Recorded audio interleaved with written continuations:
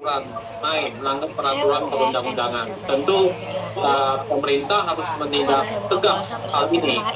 Tetapi kita berharap bahwa bukan saja pemerintah menindak tegas, tapi juga melihat apa penyebab dilakukannya kecurangan dan penipuan ini oleh masyarakat, dan ada pemalsuan juga. Tentu ini juga harus diteliti oleh pemerintah. Apakah tadi yang disebutkan oleh Kementerian Perdagangan bahwa ini mereka nggak bisa memproduksi sebetulnya untuk menjual sesuai dengan HET, karena di distributor tingkat pertama kan mereka hanya bisa menerima 13.500 begitu. Nah, hal-hal ini harus disikapi juga oleh pemerintah. Yang ketiga, saya meminta khusus kepada aparat, terutama Satgas Pangan, agar janganlah ya turun ke pasar-pasar. Ya, jadi cukup yang ditindak hanya produsennya saja. Jangan ke pengecer-pengecernya ditindak, karena mereka kan pelaku-pelaku usaha kecil yang hanya membeli dari distributor. Karena itu akan menambah gaduh sebetulnya. Ya, para pelaku usaha kecil itu ya kalau bisa ya cari keterangan boleh, tapi jangan kemudian ditindak, diambil barangnya dari pengecer-pengecer itu, juga itu nanti menimbulkan masalah. Kasihan juga para pelaku UMKM yang ada di pasar-pasar itu kan hanya modalnya berapa, kemudian nanti tiba-tiba disita, diambil barangnya, itu akan menambah kegaduhan, Sylvia. Begitu, Sylvia. Iya, Pak Narbadi, Anda sepakat tidak kalau kasus kecurangan isi volume minyak kita itu bisa terjadi karena tingginya biaya bahan baku CPO di hulu dan lemahnya pengawasan di hilir? Itu saya pikir saya agak setuju. Memang ada masalah pasti di sana. Harga CPO yang cukup tinggi juga menyulitkan para pelaku usaha. Ya, sementara pengawasan di hilir juga memang tidak terlalu ketat, ya, tidak terlalu ketat.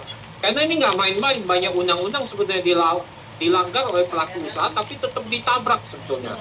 Ada undang-undang perdagangan, pelindungan konsumen, ada peraturan BPOM, ada tindak pidana korupsi, ada tindak pidana di sana, ya. Jadi banyak dilanggar sebetulnya, tapi pelaku usaha sebenarnya tahu, ya, ada pemalsuan di sana. Pelaku usaha mestinya tahu itu, dan ini kan udah berulang-ulang terjadi.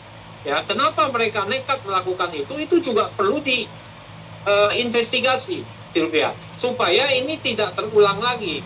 Jadi ini menjadi salah satu PR kita juga untuk bisa mendata sebetulnya apa persoalan permasalahan yang terjadi di industri minyak goreng. Kemarin kita dikagetkan dengan banyaknya kartel di sana. Nah, ini juga harus diinvestigasi juga.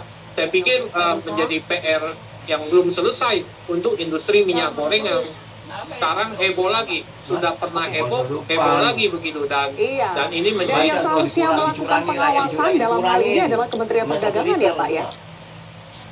Ya, pengawasan ada PKTN ya di perdagangan, kemudian ada Satgas Pangan juga yang meneliti, investigasi, ya. Dan ini nggak selesai-selesai, akhirnya terjadi lagi kan. Jadi ini juga kita harus investigasi menyeluruh. HPPU juga menyelidiki hal ini, banyak instansi yang menyelidiki. PKP, BPKN, Badan Perlindungan Konsumen Nasional, ini juga pernah menyelidiki masalah minyak goreng ini.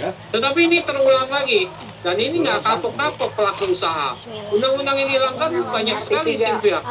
Betul, ada masalah dalam pengawasan, makanya ini bisa berulang kembali. Oke, nanti saya kembali lagi ke Anda, sekarang pindah dulu ke Mbak Anjani. Mbak Anjani, praktik minyak kita tidak sesuai takaran. Apakah sering dikeluhkan oleh konsumen sejak produk ini diluncurkan bulan Juli 2022?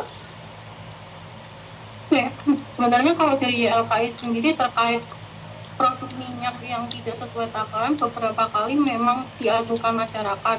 Lalu ketika minyak kita masalah ini muncul pada awal bulan ini, sudah banyak masyarakat yang mention ke YLKI, terutama di sosial media dan juga di email pengaduan YLKI, yang merasa mereka dirugikan. Karena apa? Karena harusnya kan suatu produk itu memiliki takaran yang sesuai apa yang dijanjikan. Oleh karena itu banyak masyarakat yang mengeluh terkait hal ini ke YLKI. Sebenarnya sudah banyak, dan hal ini memang beberapa kali berulang. Jadi sebenarnya kita antara kaget dan tidak kaget gitu sih Mbak Sylvia. Tidak kaget lagi ya YLKI ya. Mbak Ajani, selain praktik tidak sesuai takaran, apakah ditemui juga modus-modus lain yang terjadi di minyak kita ini? Oke, kalau dari minyak kita sendiri, karena sudah terbukti di lapangan bahwa ada uji yang menguji bahwa ternyata hasilnya hanya sekitar 750 sampai 800 ml, tetapi hasil kemasan